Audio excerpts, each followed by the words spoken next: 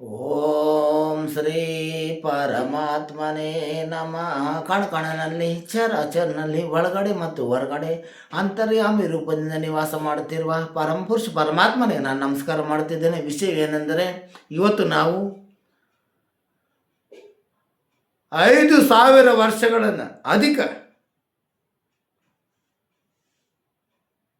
5,000 ಅಧಿಕ ಪ್ರಾಚೀನ ಗ್ರಂಥ ವಿಜ್ಞಾನ ಭೈರವ ತಂತ್ರ ಅಂದರೆ ಏನು? ವಿಜ್ಞಾನ ಭೈರವ ತಂತ್ರನಲ್ಲಿ ಮಾನವ ಜೀವನದಲ್ಲಿ ಇದ್ದು ಪರಮಾತ್ಮನು ನಾನು ಯಾವ ರೀತಿ ಹುಡುಕಬೇಕು ಮಾರ್ಗಗಳು.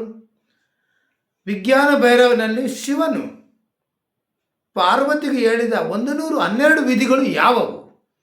12 ವಿಧಿಗಳಲ್ಲಿ 112 ವಿಧಿಗಳಲ್ಲಿ ನಿಮಗೆ ಒಂದು ಉಪಾಯ ಸಿಗ್ತದೆ. 5 ವರ್ಷದಿಂದ 5,000 ವರ್ಷಗಳಿಂದ ಇವತ್ತಿನ ತನಕ ನನಗೆ ಮತ್ತು ಋಷಿ ಮುನಿಗಳವರಿಗೆ ಸಾಧಾರಣ ಮನುಷ್ಯರಿಗೆ ಅಂತ ಯಾವ ವಿಧಿ ನನಗೆ ಅಲ್ಲಿ ಸಿಕ್ಕೋಲ್ಲ ಅಂತ ಸಂಶಯ ಏನು ಬೇಕಾಗಿಲ್ಲ. ನಿಮಗೆ ನಿಮ್ಮ ಸ್ವಭಾವಾನುಸಾರ ಯಾವುದಾದರೂ ಒಂದು ವಿಧಿಯನ್ನು ನೀವು ಹಿಡಿದು ಪರಮಾತ್ಮನ ದ್ವಾರದ ಹತ್ರ ನೀವು ಹೋಗ್ಬೋದು. ಪರಮಾತ್ಮನ ದ್ವಾರಿನ ಹತ್ರ ನೀವು ಹೋಗ್ಬೋದು. ನಿಮಗೆ ನಾವು ಯೋಗ ಮಾಡೋದಿಲ್ಲ, ಜಪ ಮಾಡೋದಿಲ್ಲ ಅಂದರೆ ಅದರಲ್ಲಿ ನಿಮಗೆ ವಿಧಿ ಐತೆ. ಯೋಗಿಗಳು ನಾವು ತಪಸ್ಸೆ ಮಾಡ್ತೇವೆ, ಧ್ಯಾನ ಮಾಡ್ತಾರೆ, ಅದಕ್ಕೆ ವಿಧಿ ಐತೆ. ನಾವೇನು ಪೂಜೆನೂ ಮಾಡೋದಿಲ್ಲ, ನಾವು ಯಾವ ರೀತಿ ಪರಮಾತ್ಮ ಪಡೆದು ಅದಕ್ಕೂ ಉಪಾಯ ಐತೆ. ಎಲ್ಲದಕ್ಕೂ ಒಂದೊಂದು ಉಪಾಯ ಐತೆ. ಯಾರು ನಿಮ್ಮ ಬುದ್ಧಿಯನ್ನು ಹೊರಗಡೆ ಇಟ್ಟು ಧ್ಯಾನದಿಂದ ನೋಡುವುದನ್ನು ನೋಡಿ ಕೇಳಿ ನಿಮಗೆ ಯಾವ ರೀತಿ ವಿಜ್ಞಾನ ಭೈರವ ಎಂದರೇನು ಮೊದಲು ನಾವು ತಿಳ್ಕೊಳ್ಳೋಣ. ವಿಜ್ಞಾನ ಭೈರವ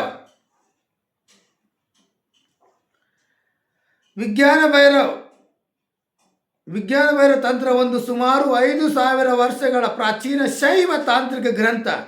ಇದು ಶಿವ ಪಾರ್ವತಿ ಸಂವಾದ ರೂಪದಲ್ಲಿ ಬಂದಿದೆ. ಇದನ್ನೇ ನಾವು ವಿಜ್ಞಾನ ಭೈರವ ತಂತ್ರ ಅಂತ ಹೇಳ್ತಾ ಇದ್ದಾರೆ. ಪಾರ್ವತಿ ಕೇಳ್ತಾ ಇದ್ದಾರೆ ಶಿವನ ಹತ್ರ, ಪರಮಾತ್ಮನನ್ನು ಯಾವ ರೀತಿ ಹುಡುಕಬೇಕು? ಧ್ಯಾನ ಮಂತ್ರ ಪೂಜೆ ಇಲ್ಲದ ಕೂಡ ಸಾಧ್ಯವೇ? ಶಿವನ ಹತ್ರ ಪಾರ್ವತಿ ಕೇಳ್ತಾ ಇದ್ದಾಳೆ, ನನಗೆ ಜಪ ಧ್ಯಾನ ಪೂಜೆ ಏನೂ ಬರೋದಿಲ್ಲ, ನಾನು ಮಾಡದೆ ಪರಮಾತ್ಮನ ಯಾವ ರೀತಿ ಹುಡುಕಬೇಕು ನನಗೆ ಹೇಳಿ ಸ್ವಾಮಿಗಳೇ. ಶಿವನು ಉತ್ತರ ಕೊಡ್ತಾನೆ, ಪರಮಾತ್ಮನ ಹೊರಗಡೆ ಇಲ್ಲ, ಅವನು ಹುಡುಕಬೇಕಾದ ಜಾಗ ನಿನ್ನೊಳಗೆ ಇದೆ.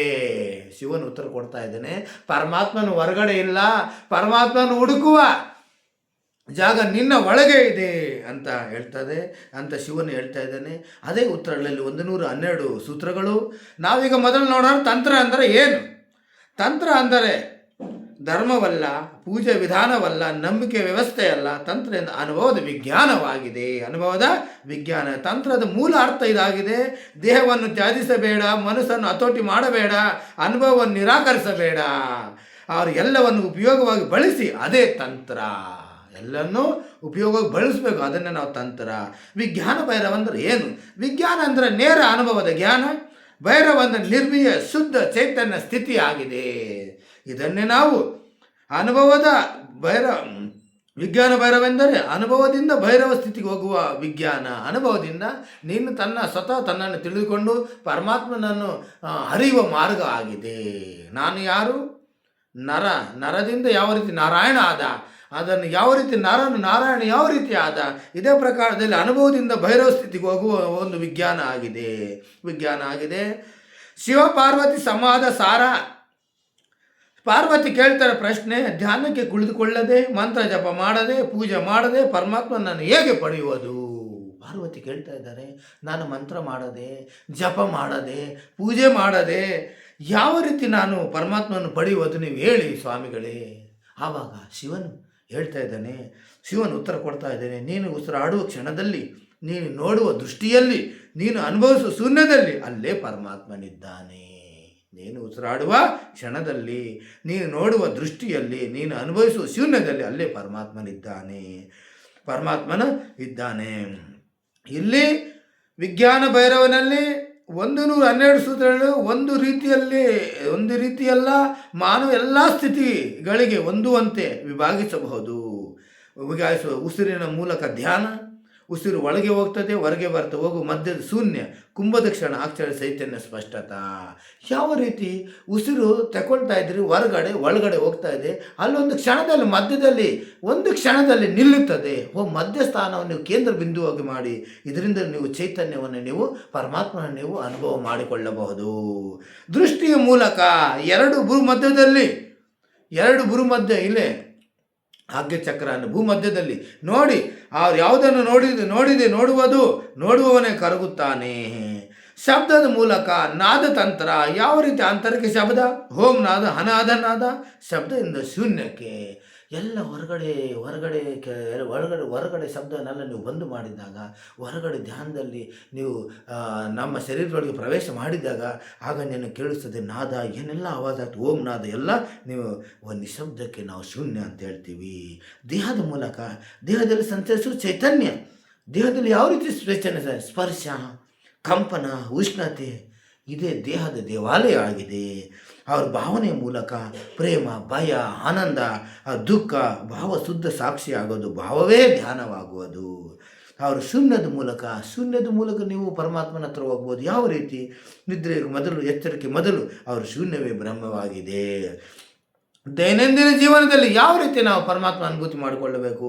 ತಿನ್ನುವಾಗ, ನಡೆಯುವಾಗ, ಕೆಲಸ ಮಾಡುವಾಗ ಜೀವನವೇ ಧ್ಯಾನ ಮಾಡಿಕೊಳ್ಳಬೇಕು. ನಡೆಯುವಾಗ, ತಿನ್ನುವಾಗ, ಹೋಗುವಾಗ, ಕೆಲಸ ಮಾಡುವಾಗ ಅದನ್ನೇ ಧ್ಯಾನದಲ್ಲಿಡಬೇಕು. ಶಿವನು ಹೇಳುವ ಪರಮ ಸತ್ಯ. ಶಿವನು ಏನು ಹೇಳ್ತಾ ಇದ್ದಾನೆಂದರೆ, ನೀನು ಹುಡುಕುತ್ತಿರುವ ಪರಮಾತ್ಮ ಹುಡುಕುವವನ ರೂಪದಲ್ಲೇ ಇದ್ದಾನೆ. ಪರಮಾತ್ಮ ಶಿವನ, ನೀನು ಯಾರನ್ನು ಹುಡುಕುತ್ತಿದ್ದೀಯಲ್ಲ, ನೀನು ಯಾರನ್ನು ಹುಡುಕುತ್ತಿದ್ದೀಯ? ಏನು ಉಪನಿಷತ್ತಲ್ಲಿ ಹೇಳ್ತಾ ಇದ್ದಲ್ಲ, ಅಹಂ ಬ್ರಹ್ಮಾಸ್ಮಿ ತತ್ವವಸಿ ನೀನೇ ಆಗಿದೆ ಅಂತ. ಇದನ್ನೇ ಹೇಳ್ತಾ ಇದ್ದಾರೆ. ಹುಡುಕಾಟ ನಿಲ್ಲಿಸಿದ ಕ್ಷಣದಲ್ಲೇ ಸಾಕ್ಷಾತ್ಕಾರ ಅನುಭವ. ಹುಡುಕಾಟ ನಿಲ್ಲಿಸಿದ ಕ್ಷಣದಲ್ಲಿ ಸಾಕ್ಷಾತ್ಕಾರದ ಅನುಭವ ಆಗಿದೆ. ಅವರ ತಂತ್ರ ಅಂದರೆ ಅನುಭವದ ಮಾರ್ಗ. ವಿಜ್ಞಾನ ಭೈರವ ಆತ್ಮ ಸಾಕ್ಷಾತ್ಕಾರ ವಿಜ್ಞಾನ 112 ಸೂತ್ರಗಳು ಪರಮಾತ್ಮನ ಹತ್ರ ಹೋಗೋದಕ್ಕೆ ದ್ವಾರಗಳಾಗಿವೆ. ಅವರೆಲ್ಲರಿಗೂ ಒಂದೇ ಮಾರ್ಗವಿಲ್ಲ. ನಿನ್ನ ಸ್ವಭಾವ ನಿನ್ನ ಧ್ಯಾನವಾಗಿದೆ. 112 ವಿಧಿಗಳಲ್ಲಿ ನಿನ್ನ ಯಾವ ರೀತಿ ಸ್ವಭಾವ ಆಗಿದೆ ಅದರಲ್ಲಿ ನೀವು ನಿನ್ನ ಮಾರ್ಗವನ್ನು ತಿಳಿದುಕೊಳ್ಳಬಹುದು. ಅವರು ನಿನ್ನ ಜೀವನದಲ್ಲಿ ಯಾವುದರೂ ಆದ ನೀವು ಅನುಸರಣೆ ಮಾಡಿಕೊಳ್ಳಬಹುದು. ವಿಜ್ಞಾನ ಭೈರವ 5,000 ವರ್ಷಗಳ ಹಿಂದೆ ಈ ಮಾರ್ಗವನ್ನು ಅನುಸರಿಸಿ ಎಷ್ಟೋ ಮಂದಿ ವಿಶ್ವದಲ್ಲಿ ಪೃಥ್ವಿಯಲ್ಲಿ ಎಷ್ಟೋ ಮಂದಿ ಪರಮಾತ್ಮನ ಸಾಕ್ಷಾತ್ಕಾರ ಮಾಡಿಕೊಂಡಿದ್ದಾರೆ. ಎಷ್ಟೋ ಮಂದಿ ಮಾಡಿಕೊಂಡಿದ್ದಾರೆ. ಈ ಧ್ಯಾನದ ವಿಧಿಯಲ್ಲಿ ಯಾವುದಾದ್ರೂ ಒಂದು ಅನುಸರಣೆ ಮಾಡಿ ಎಷ್ಟೋ ಜನ ಅಭ್ಯಾಸ ಮಾಡಿಕೊಂಡಿದ್ದಾರೆ. ನೀವು ಯೋಗ್ಯರಾಗಿದ್ದೀರಾ. ಸ್ತ್ರೀ ಆಗಿರ್ಬೋದು, ಪುರುಷರಾಗಿರ್ಬೋದು, ಯಾವ ಧರ್ಮದವರಾಗಿರ್ಬೋದು, ಯಾವ ಜಾತಿ, ಈ ಜಾತಿ ಭೇದ ಅಲ್ಲಿ ಏನೂ ಇಲ್ಲ. ನಿನ್ನ ಒಳಗಡೆ ನೀನು ಹುಡುಕುವುದಕ್ಕೆ ನೀನು ತಯಾರಾಗಿರಬೇಕು. ನೀನು ಹುಡುಕೋದಕ್ಕೆ ನೀನು ಹುಡುಕೋದು ನೀನು ತಯಾರಾಗಿರಬೇಕು.